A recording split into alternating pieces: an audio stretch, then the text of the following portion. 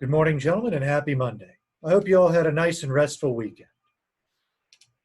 These past few weeks, we've been talking about marriage and family and finally the sacrament of matrimony. Today, the question then becomes, what obstacles do I have to overcome in order to actually get into this vocation? These things sound wonderful in theory, but how could I possibly be ready for all of that? And this question, this issue of challenges or apparent challenges to matrimony, difficulties that you may have that keep you from entering into this vocation, should you be called to marriage and to family life. We're going to be talking about those and how it is that we can address some of these. Following this, we're going to then wrap things up by reminding ourselves, what is the ideal of matrimony? As we look at these apparent challenges to matrimony, what we're really looking at are four, let's say, mental blocks, things that may be keeping you from living out this vocation, even though, by all rights, this is the vocation to which so many people, the vast majority of people in the world, are called to. These challenges may seem like an issue at first, but as we take a closer look at each of them, we're going to find that they're not insurmountable. We have the soulmate challenge, this idea of this person, the person that I'm going to marry, has to be my soulmate. There's the idea that matrimony stifles freedom. If I can't get married because then I'm going to be less free, and that's bad to be less free. So I couldn't possibly get married, or I at least have to sort of get some things out of my system before I'm ready to be unfree, to be tied down. The next question is worrying about, will matrimony make me happy? And if matrimony is supposed to make me happy, how do I know that it's going to make me happy all the time, every single minute of every day that I am married? Can marriage provide me with that much happiness if that's what I'm called to do? And then finally, a fear of commitment. Am I ready? Can I do this? What happens if I change my mind? Things along those lines. Those are the four big issues. Soulmate, a fear of stifling freedom or of having your fear of your freedom stifled, a fear of, could I possibly be happy all the time? Will marriage make me happy enough? And ultimately, a fear of commitment. Let's now begin to take a look at each one of these four in turn. So the soulmate theory. The soulmate theory, the challenge of the soulmate theory, there's one Mr. or Miss Right out there. One person that I am just destined, fate has it, that I am supposed to marry this individual. And what we see here to the side is an image from an article, 9 Signs You Found Your Soulmate, from Huffington Post, a fairly popular internet website. And so one of the things that we can say is, this soulmate model isn't just some straw man. It's an idea that people actually hold. You can see it in so many love stories, in so many romances. I was looking around for my soulmate, and finally, now I have found you. You are the one person that I am destined to be with.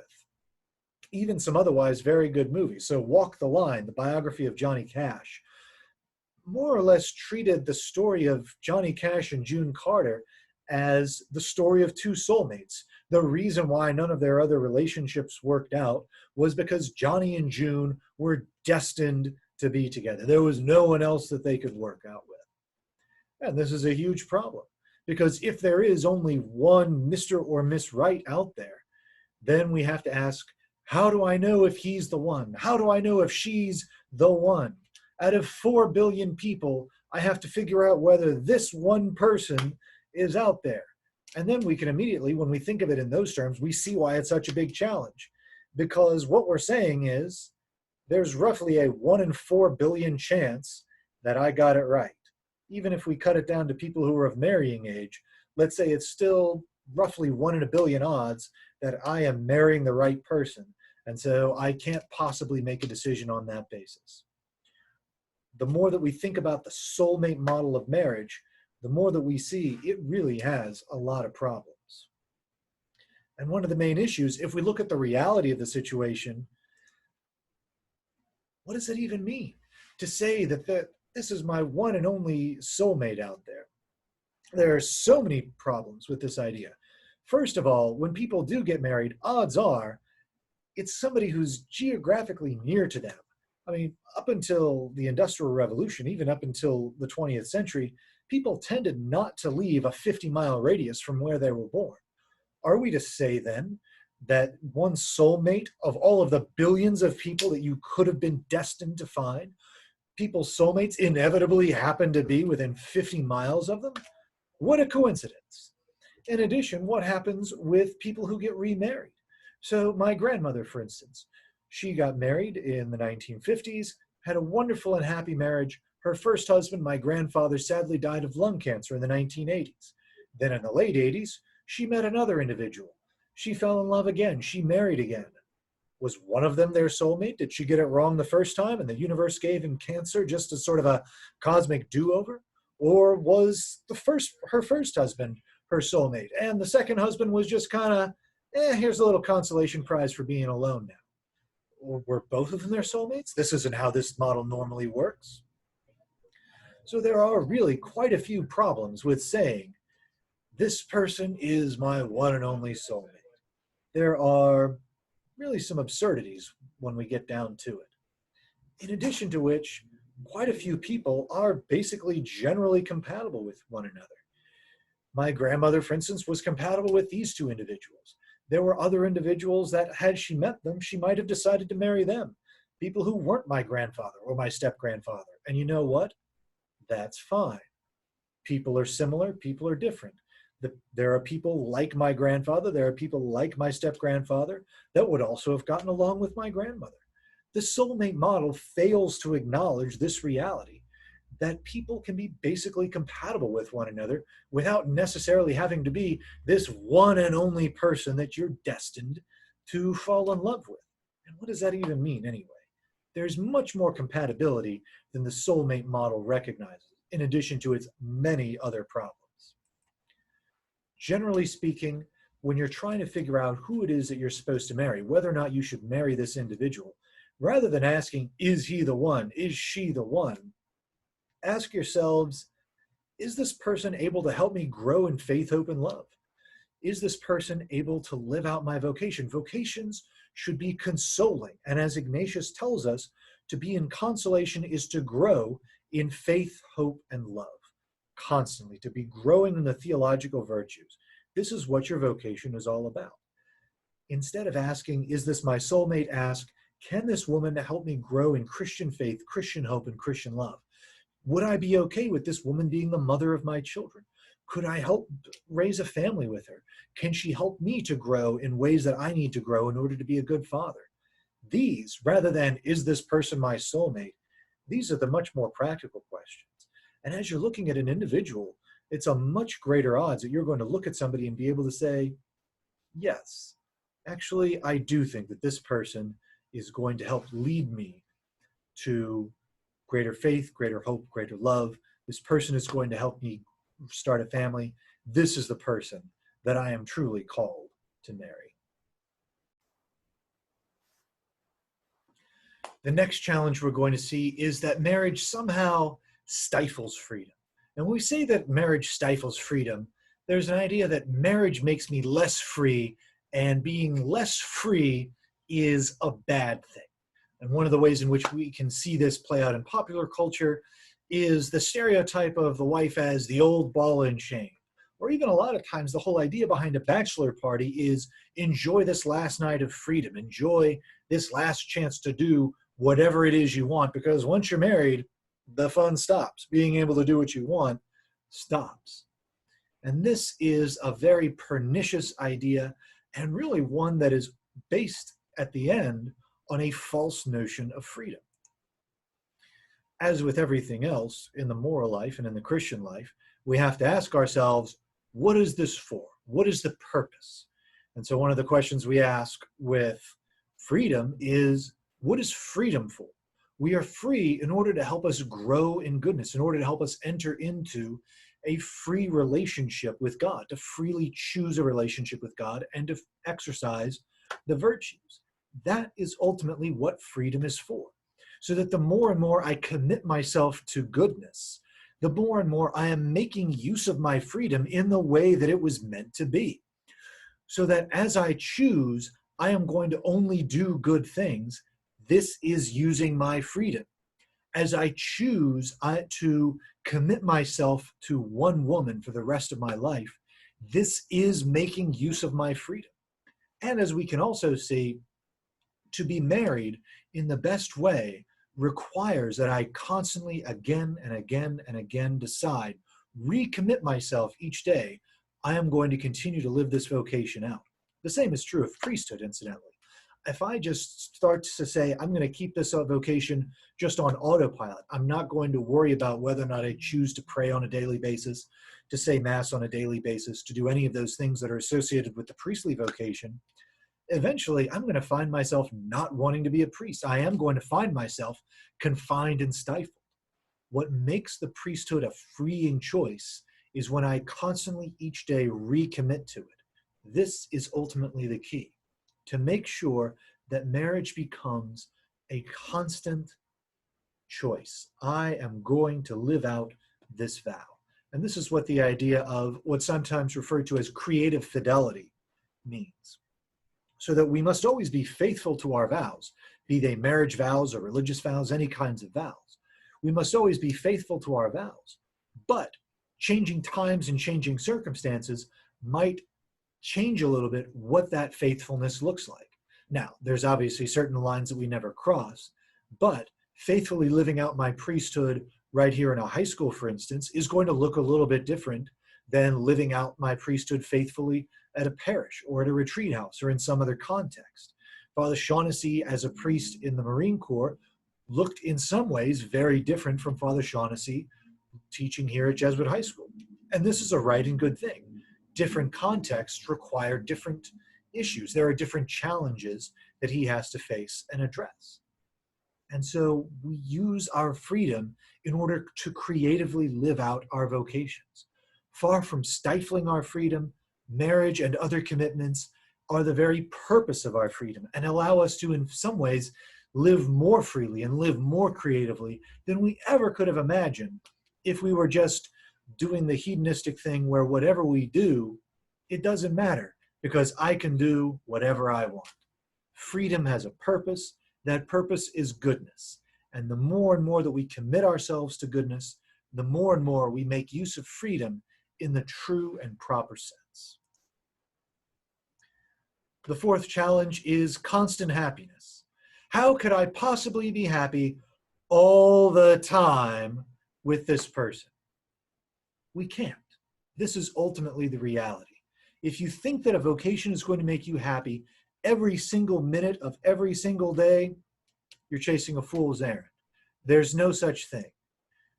What does it even mean to say constantly happy every minute of every day?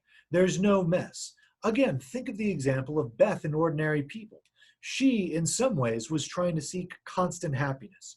She had this model that if I get married, everything is going to be neat and clean, and there's going to be no mess, and I'm never going to have to adjust, no creative fidelity, as it were, to the new realities of her vocation. And so with that, she was completely unable to live out this vocation.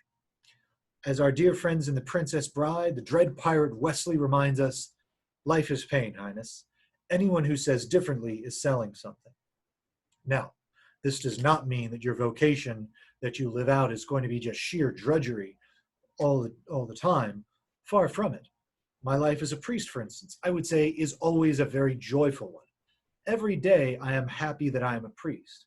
But that's different from saying I am happy every minute of every day. There are times of sadness as a priest. There are times when I have anointed dying people and counseled people in moments of great grief. And I am sad along with those people. But as I look back on the day, I am nonetheless happy that I was able to be with this person in their moment of sadness, that I was able to bring God's grace into a moment of tragedy, so that I am happy every day, even if I am not happy every minute of every day. Ultimately, if you seek total and constant happiness of every moment of every day from any vocation, you're going to be disappointed. Your vocation should be a life-giving thing, and you should have a net gain of joy in your life. But set your sights on something a little more realistic. You are not going to be happy every minute of the day, and that's fine. Don't expect something from your marriage that it can't provide you. That's going to just keep you spinning your wheels and never getting into your vocation to begin with. And that is the true tragedy, the true sadness in life. Finally, we have a fear of commitment. The challenge, how can I know for sure that I am ready to commit? How do I know myself well enough and know this other person well enough to know I am going to be able to commit to this person forever and ever and ever, ever, just absolutely ever? The reality, you can't. Are you ready? No, of course you're not. No one is ready. The reality is we grow into our vocations. Our vocations shape us. Remember the whole point of your vocation, be it as a priest, be it as a religious brother, be it as a husband and father, the whole point of a vocation is to shape you into something else. That's fine. And what that means, if the whole point of a vocation is to shape you into something, it means you don't need to be already there at this point in time. Think of St. Peter. We see here a wonderful image of Jesus washing Peter's feet. Now, as you may recall from the Gospels and from Acts of the Apostles and from other incidents, Peter was a truly great screw-up. This was a man who was constantly acting on the principle of ready, fire, aim, in that order. Even here at this moment of washing of the feet, Peter says, Lord, you shouldn't be washing my feet. And Jesus says, I have to if you want salvation. Now sit down, shut up, and let me wash your feet. And then Peter says, oh, well, then you should wash everything. And Jesus is like, no, Peter, trust me. Sit, let me just wash your feet. He denies Jesus 3 times at the crucifixion, at the Passion. He is one of the individuals who runs away. And yet, this is the individual Jesus calls in order to lead his church. Slowly but surely, Peter was transformed into the person God wanted him to be by being the individual that the whole church had to look up to for leadership, that the whole church had to look to say, what is it that Jesus was calling us to? Slowly but surely, the office and the responsibilities changed Peter until by the end of his life, Peter was not only not running away from crucifixion, he was saying, I embrace my crucifixion, but don't kill me like Jesus because I'm not worthy. And so they crucified him famously upside down. Peter was truly transformed by his vocation. He was made into the person that he was made to be by living this out. And really, I would say there's even a grace of, as Father Hewitt told me once, growing up Jesuit, of entering into the Jesuits, for instance, early. Father Hewitt entered at the age of 18, right after he graduated from Jesuit high school in 1970. I entered at the age of 19 after I had had a year of college. Both of us entered very young, and he reflected there's a great grace in growing up Jesuit, in finishing up the growing up process while you're still pretty young and still pretty flexible with how life is supposed to be. Somebody who enters older into the Jesuits, that's fine too. They entered when they were supposed to.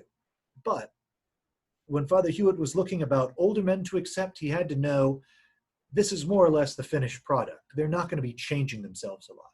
Whereas for someone like Father Hewitt, for somebody like myself, we were really able to be changed in a very radical way by our vocations because we entered so young. If you marry young, there's a similar grace there of being changed more immediately and more easily by this vocation, by your spouse, by your children. In addition to the reality that raising children, especially young children, that does require a lot of energy which you're more likely to have in your 20s than in your 30s. So there's even practical reasons for getting into your vocation sooner rather than later. One married friend reflected to me, she got married fairly early on as well, at the age of 22. She said, as soon as I know that I wanted to be married to my husband, why would I want to spend 1 extra minute not being married to him? And so they got engaged very quickly and they got married soon after that. The same was my own experience, more or less, of being a Jesuit. As soon as I wanted to know that I was called to be a Jesuit by God, why would I want to spend 1 unnecessary minute not being a Jesuit? And so I applied as soon as possible. I was accepted as soon as possible. and I was able to experience the joy of knowing my vocation as soon as possible.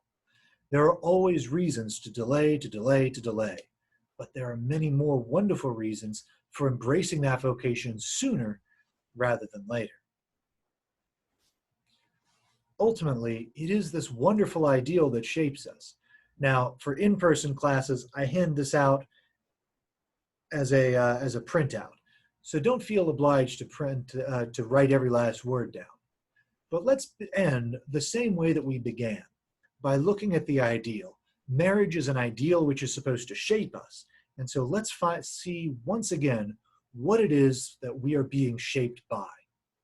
Pope Benedict, in his vigil homily at World Youth Day in 2011, observed, "The Lord calls many people to marriage, in which a man and a woman, in becoming one flesh, find fulfillment in a profound life of communion.